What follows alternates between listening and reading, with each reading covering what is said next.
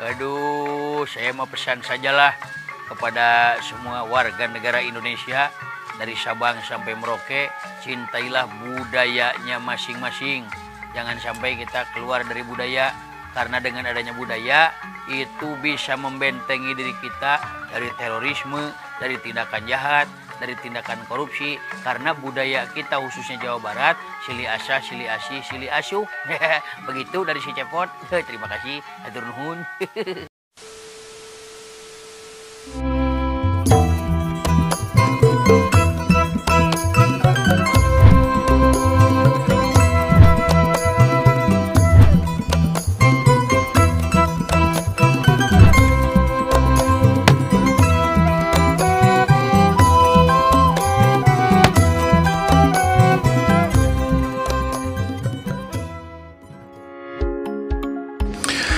Medar perkara carita wayang. Carita wayang teh nyaeta carita nusuk dilalakonkeun dina pagelaran wayang. Asalna di India.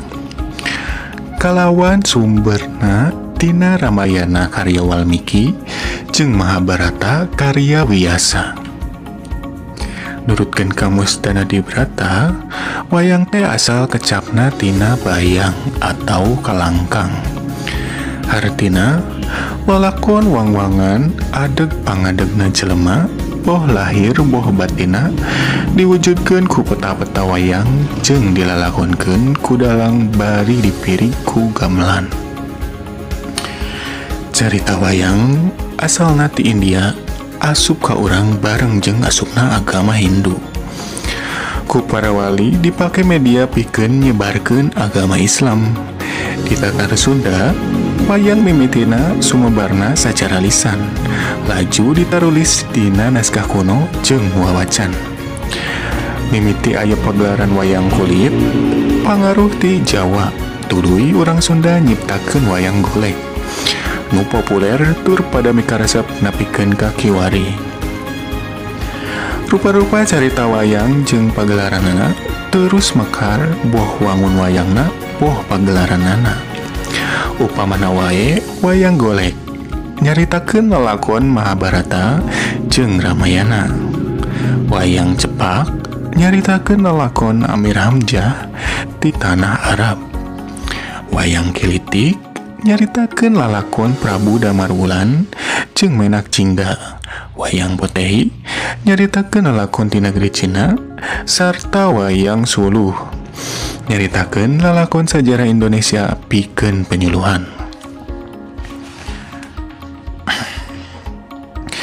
Dina sajarah Padalangan Sunda, carita wayang ngaliwatan pagelaran wayang golek rea dipopulerkeun ku dalang sohor.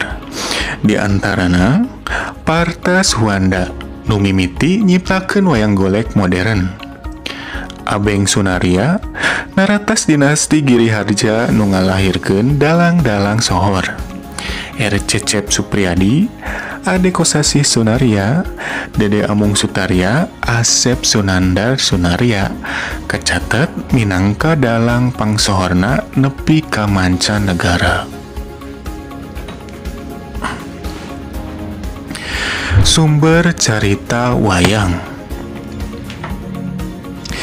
Sakumaha nu geus dipedar, yen carita wayang teh sumebarna tina epik Ramayana jeung Mahabharata. Disebut epik teh lantaran ditulisna dina wangun puisi panjang nepi ka mangrebu-rebu pada jeung ngawangku sababaraha jilid episode. Unggal jilid ngawangku sababaraha judul. Ringkes nama epik Ramayana nyaritakeun lalampahan Rama, Raja Ayodhya. Hiji mangsa nalika Rama, Dewi Sinta jeung Lesmana keur lalampahan di leuweung, Rahwana nyieun tipuan pikeun nyulik Sinta. Sinta diculik ku Rahwana dibawa ka Alengka. Rama kacida murkana tuluy ngutus Anoman ka Alengka. Anoman bisa kabur bari ngaduduk Alengka.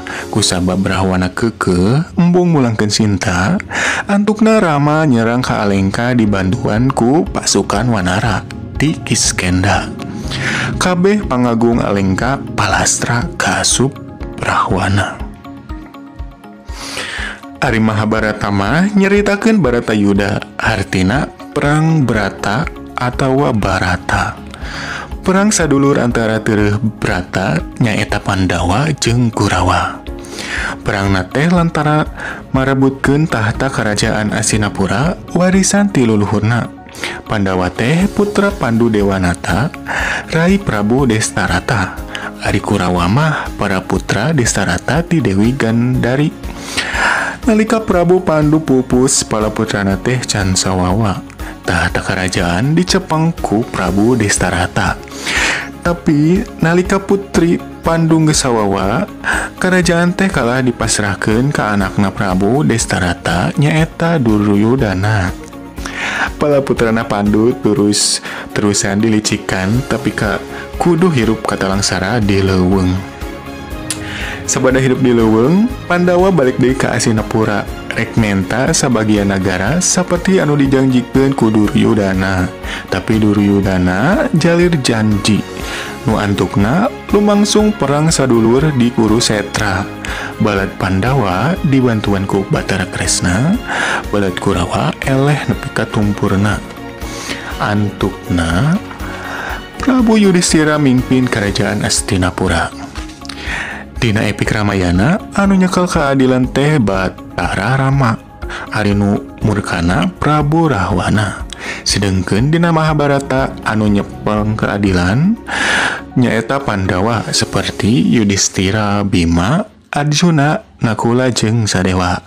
Ari nu murkana nyaeta Kurawa.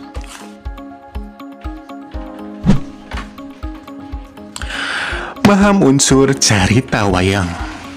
Minangka karya sastra wangun carita wayang ngebogaan unsur sastra seperti jejer, palaku, latar, amanat, jeung gaya basa.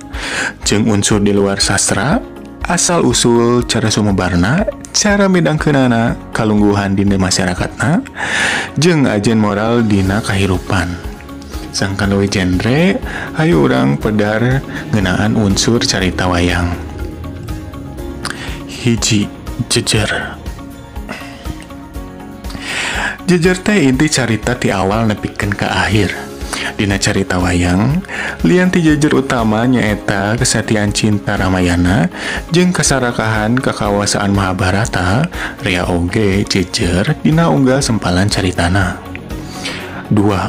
Palaku jeung watakna. Palaku teh jalma anu ngalalakonan dina carita wayang bangun geus matok unggal palaku. Ramayana jeung Mahabharata boga watak nu ngagambarkeun pasipatan sewang-sewangan, boh nu nyuka keadilan, boh nu murka. 3. Latar. Latar teh lingkungan nu ngadadasaran lumangsungna hiji kejadian dina carita.